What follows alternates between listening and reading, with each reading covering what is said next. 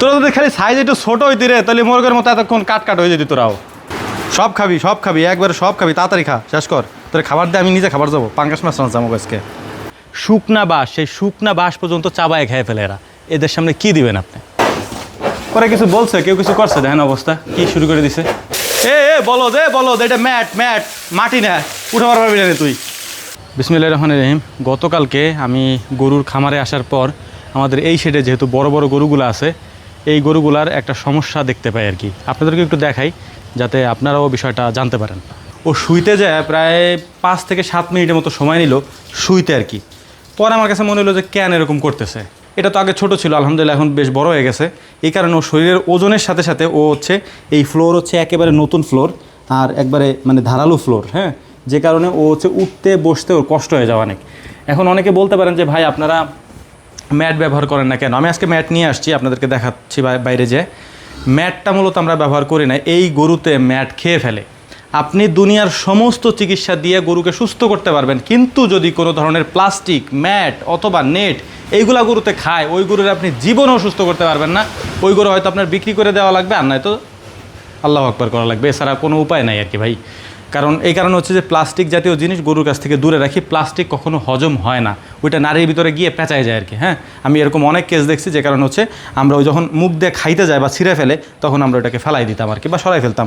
But এখন বাধ্য হয়ে আমাদের দিতে হচ্ছে। আর আমি আজকে যে ম্যাটটা আনছি আপনাদেরকে একটু দেখাই, একটু একবারে শক্তপোক্ত দেহে ম্যাট আনছি যাতে ওরা ছিঁড়তে না পারে। তারপরও আমি জানি ছিঁড়ে ফেলবে। শুকনা বাঁশ, সেই শুকনা বাঁশ পর্যন্ত চাবায় খেয়ে ফেলে এরা। এদের সামনে কি দিবেন আপনি? তো যাই হোক, আমি আপনাদেরকে একটু দেখাই ম্যাটগুলা। বৃষ্টি শুরু হয়ে গেছে, এই ম্যাট দিয়ে আমি আজকে পর্যবেক্ষণ করব, দেখব হ্যাঁ যে ওরা মুখ দিয়ে ছিঁড়ে কিনা। যদি ছিঁড়ে সাথে সাথে সরাই ফেলবো, আর যদি না ছিঁড়ে তাহলে আলহামদুলিল্লাহ দিয়ে রাখবো। আর এই ম্যাটটা অনেক বড় সাইজের ম্যাট আনছি, যেহেতু গরু বড়, এখন দিতে পারলে হয়। তো লাফালাফি শুরু করে দেবে এখনই। তুই সর, ওই যে দেখছেন পা উঠানো শুরু করে দিয়েছে।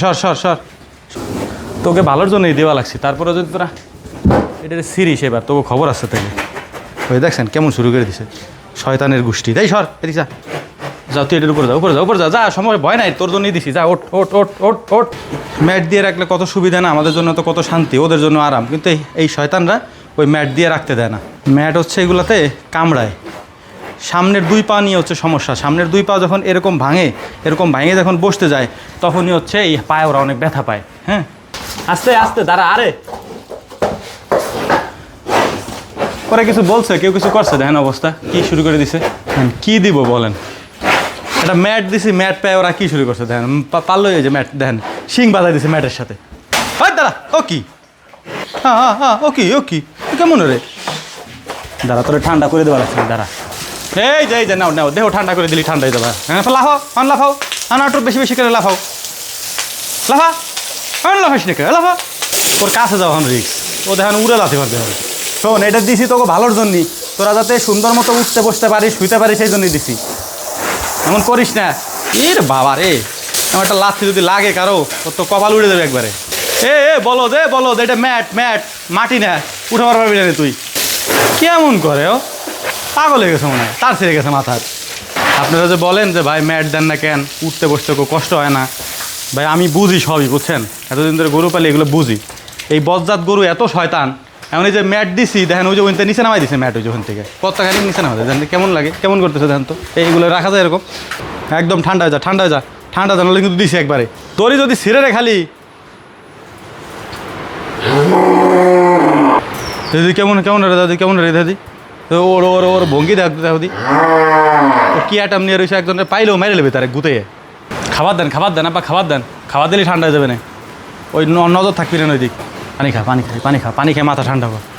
এটা হলো বিটকেল টাইপের গরু, বিটকেল আছে না, সেই বিটকেল টাইপের গরু, শয়তানের আড্ডি। দাঁড়া, মারিস না মারে, দাঁড়া নরিস না, দাঁড়া। খাই এটা মাথা ঠান্ডা কর, তাও মারামারিস না। দাঁড়া আমার চাটাচাটি খাবার চাট, আমার সাইডে কি হবে? খাইয়ে মাথা ঠান্ডা কর, তাও এমন বজ্জাতগিরি করিস না। খাইয়ে ঠান্ডা থাক। ও কত সুন্দর ভদ্র। দাঁড়া, ও কি কথাটা কওয়ার সাথে সাথে মেরে দিলি, তোরা আসলে ভালো হইলি না। কি কান সাজরে একটা, এই 1 মুঠ আছে, তুই খা, ধর। তাও 1 মুঠ তোরে বেশি দিলাম যাতে তুই মারামারি না করিস, ধর খা। সাদা ভাত আর পাঙ্গাস মাছ আমার খাবার তোরে দিয়ে দেবো তো, তাও ঠান্ডা থাক। ওরে সাদা ভাত আর পাঙ্গাস মাছ খাবার চাইছে, এই যে তোরা তো খাবার দেওয়া যাবে না। তুমি তো বসজত, তুই এই কুড়ে বসেই খা। টেবিলের উপরে পাও দিয়ে কেউ খাবার দেখছেন কেউ রে? এই টেবিলের উপরে পা দিয়ে খাওয়া লোক আর কি, থালের ভিতরে পা দিয়ে খায় আর কি। এত ভদ্র গরু, মাঝে মাঝে মন চাইছি দইরা একটা চুমা দেই, এত ভদ্র। এই বেচারা কত সুন্দর খায়, একবারে শেষ করে দিচ্ছে। খায় খা মারামারি করে, খাবার বাদ দেয়, খাওয়া বাদ দেয়, মারামারি করে ওরা।